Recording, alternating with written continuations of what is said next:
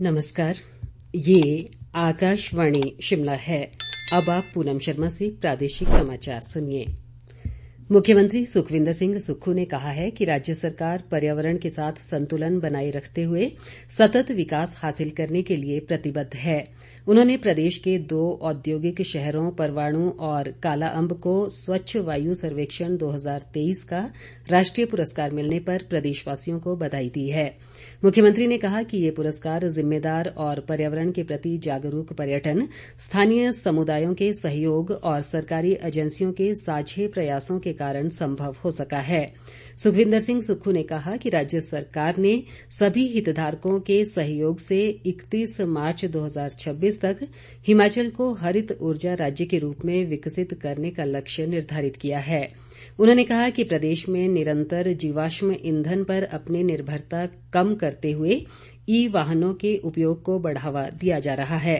मुख्यमंत्री ने कहा कि अगले 3 वर्षों में जीवाश्म ईंधन वाले सरकारी वाहनों का उपयोग धीरे धीरे बंद कर दिया जाएगा और उनके स्थान पर इलेक्ट्रिक वाहनों का उपयोग बढ़ाया जाएगा।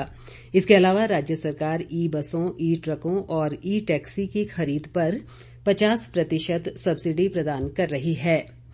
इस बीच मुख्यमंत्री सुखविंदर सिंह सुक्खू आज दिल्ली के लिए रवाना होंगे। वे कल 9 सितंबर को G20 सम्मेलन में रात्रि भोज में शामिल होंगे। ये जानकारी देते हुए मुख्यमंत्री के प्रधान मीडिया सलाहकार नरेश चौहान ने कहा कि G20 सम्मेलन देश के लिए गौरवान्वित करने वाला पल है।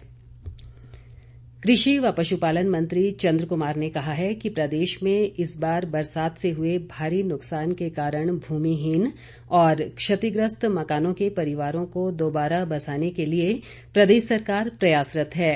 उन्होंने आज ज्वाली विधानसभा क्षेत्र के तहत सोलधा और भाली पंचायतों में भारी बरसात व भूस्खलन से धंसी जमीन, क्षतिग्रस्त मकानों सहित सड़कों का निरीक्षण किया।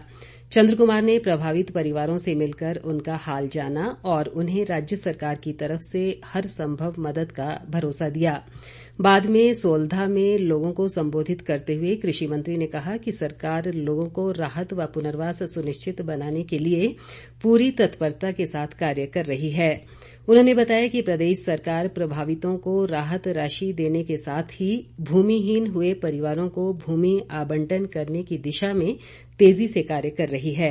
इस अवसर पर चंद्र कुमार ने जन समस्याओं को सुना और अधिकारियों को इनके निवारण के लिए उचित दिशा निर्देश दिए। इस बीच कृषि मंत्री ने भाली पंचायत के चिच्चड़ गांव में भूस्खलन से क्षतिग्रस्त सड़क व रास्तों का निरीक्षण भी किया। राजस्व व बागवानी मंत्री जगत सिंह नेगी ने आज किन्नौर जिले के निगुलसरी में राष्ट्रीय उच्च मार्ग पर कल रात हुए भूस्खलन से अवरूद्ध सड़क मार्ग का निरीक्षण किया। उन्होंने संबंधित विभागों के अधिकारियों को अवरूद्ध हुई सड़क को खोलने का कार्य युद्ध स्तर पर करने के निर्देश दिए। नेगी ने कहा कि सड़क बहाली का कार्य जल्द किया जाना चाहिए ताकि जिले के लोगों की सेब व मटर सहित अन्य फसलों को समय पर मंडियों तक पहुंचाया जा सके। उन्होंने अवरूद्ध मार्ग की स्थिति का ड्रोन के माध्यम से निरीक्षण किया और लोगों की सुविधा के लिए ट्रांसशिपमेंट की सुविधा उपलब्ध करवाने को कहा। राजस्व मंत्री ने फसलों को मंडियों तक पहुंचाने के लिए तरांडा निगुलसरी मार्ग में स्पैन को तुरंत प्रभाव से आरंभ करने के निर्देश दिए।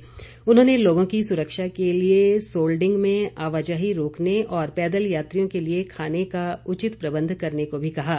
गौरतलब है कि कल रात भूस्खलन के कारण निगुलसरी के पास राष्ट्रीय उच्च मार्ग 5 का काफी हिस्सा धंस गया है, जिससे सेब सहित अन्य फसलें जिले से बाहर ले जाने में परेशानी हो रही है। स्वास्थ्य मंत्री कर्नल धनीराम शांडिल ने कहा है कि खेलों से खिलाड़ियों का सर्वांगीण विकास सुनिश्चित होता है। सोलन स्थित ठोडो मैदान में आज 3 दिवसीय राज्य स्तरीय ओपन हॉकी प्रतियोगिता के शुभारंभ अवसर पर उन्होंने ये बात कही। शांडिल ने बताया कि खिलाड़ियों के लिए इस तरह की प्रतियोगिता बेहद लाभकारी होती है। स्वास्थ्य मंत्री ने कहा कि प्रदेश में आधुनिक खेल मैदान बनाने पर भी बल दिया जा रहा है ताकि खिलाड़ियों को राष्ट्रीय प्रतियोगिता में जाने में कोई परेशानी न हो।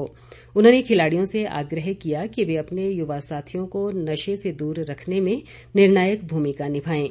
हॉकी क्लब सोलन द्वारा आयोजित इस राज्य स्तरीय ओपन प्रतियोगिता में प्रदेश की 14 टीमों के करीब 200 खिलाड़ी भाग ले रहे हैं।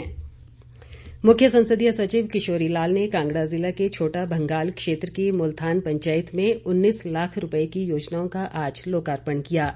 इस अवसर पर उन्होंने कहा कि क्षेत्र के बच्चों को घर द्वार पर उच्च शिक्षा उपलब्ध करवाने के लिए 7 पंचायतों को डिग्री कॉलेज दिए गए हैं। किशोरी लाल ने कहा कि बैजनाथ निर्वाचन क्षेत्र की पंचायतों में लोक सेवा केन्द्र भी चरणबद्ध ढंग से बनवाए जा रहे हैं। इसी के साथ ये समाचार बुलेटिन समाप्त हुआ। नमस्कार।